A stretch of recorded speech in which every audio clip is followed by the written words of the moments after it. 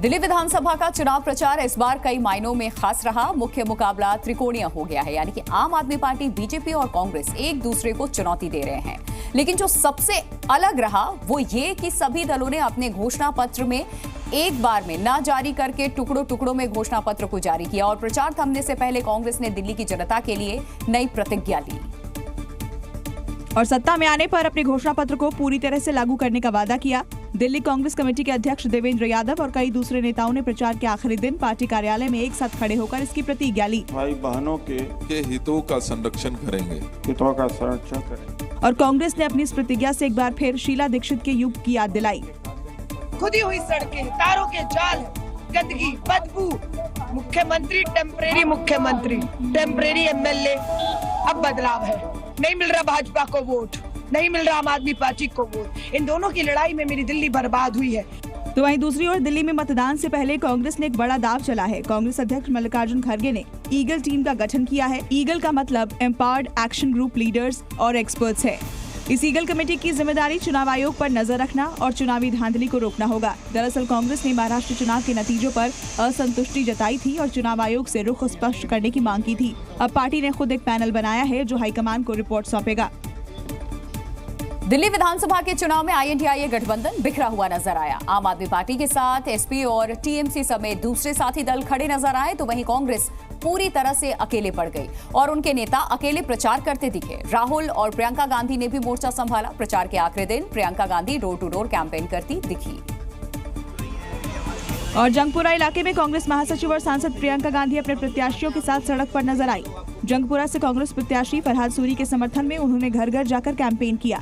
इस दौरान सड़क पर एक फल की दुकान पर पहुंची प्रियंका ने अपने प्रत्याशी का लोगों से आमना सामना करा दिया।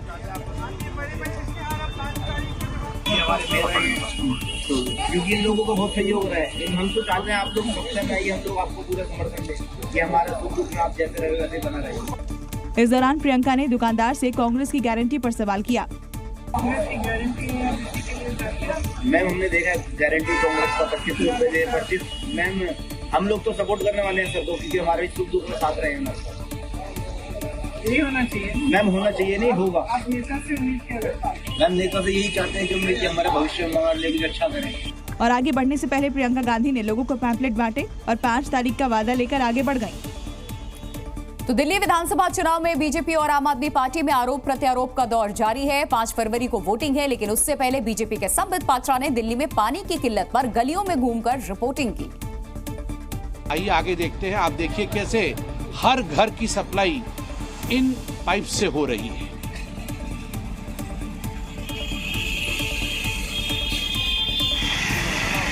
अब बिना उनके इच्छा के ये सब तो नहीं हो सकती है ना।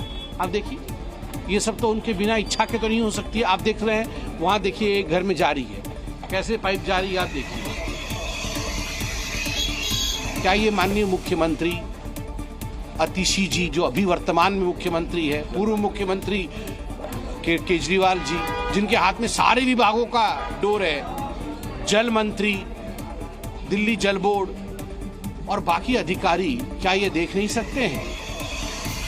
देखिए पानी ना आए बोल रहे हैं ना, पानी नहीं आ रहा ना बाबूजी। और ये जो पाइपें लगी हुई हैं मॉल की, देखिए मतलब सोचिए मोल की पाइप है। मॉल मतलब मोल की, मोल से पानी आ रहा है। ये देखिए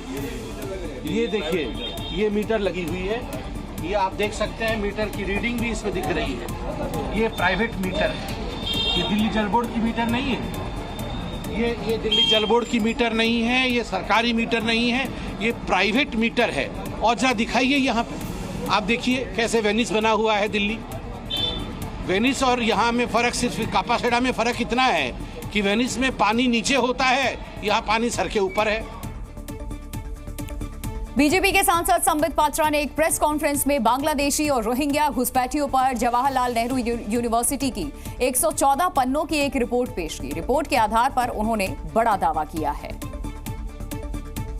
संबित पात्रा ने जेएनयू की रिपोर्ट के आधार पर दिल्ली की डेमोग्राफी बदलने की साजिश का खुलासा किया।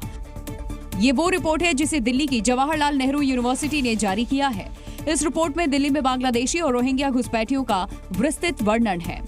बीजेपी नेता संबित पात्रा ने इसी रिपोर्ट के आधार पर बड़ा दावा किया। ये जो इलीगल इमिग्रेंट्स हैं ये बांग्लादेश से और म्यांमार से, बांग्लादेश से आए हुए इलीगल इमिग्रेंट्स और म्यांमार से आए हुए इलीगल इमिग्रेंट्स जिनको हम रोहिंग्यान्स कहते हैं। तो ये बांग्लादेशी घुसपैठिए और रोहिंग्यान घुसपैठियों का दिल्ली से क्या सरोकार है, यह 114 पेज का रिपोर्ट है। जेएनयू की इस रिपोर्ट के आधार पर संबित पात्रा ने दिल्ली सरकार पर निशाना साधा है और आरोप लगाया कि कई राजनीतिक दल दिल्ली की डेमोग्राफी बदलने की साजिश रच रहे हैं।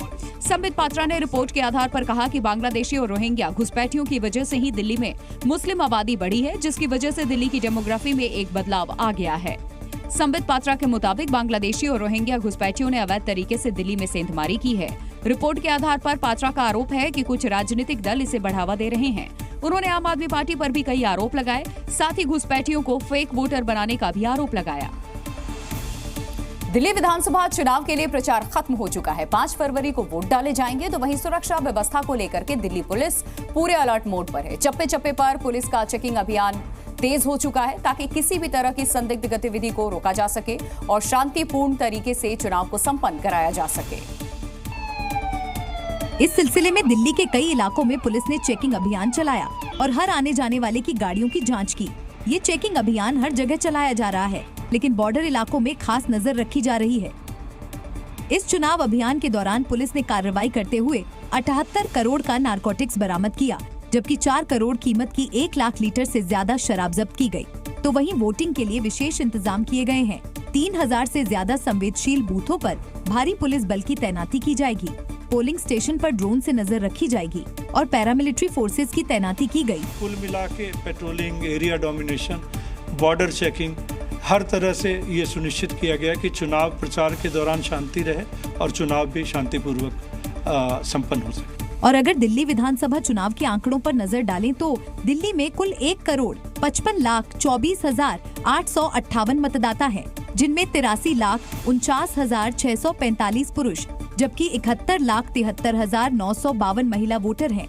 वहीं थर्ड जेंडर की बात करें तो उनकी संख्या 1,261 और पहली बार वोट डालने वाले वोटर की संख्या 2,83,000 से ज्यादा है, जिनके लिए दिल्ली में 13,000 से ज्यादा पोलिंग स्टेशन बनाए गए हैं। तो वहीं दूसरी ओर वोटिंग के लिए दिल्ली पुलिस ने चुनाव आयोग के निर्देश पर लोगों को जागरूक करने का भी काम किया, जिसके लिए दिल्ली पुलिस ने नुक्कड़ नाटक, प्रदर्शन और सेल्फी पॉइंट के जरिए मतदाताओं को जागरूक किया।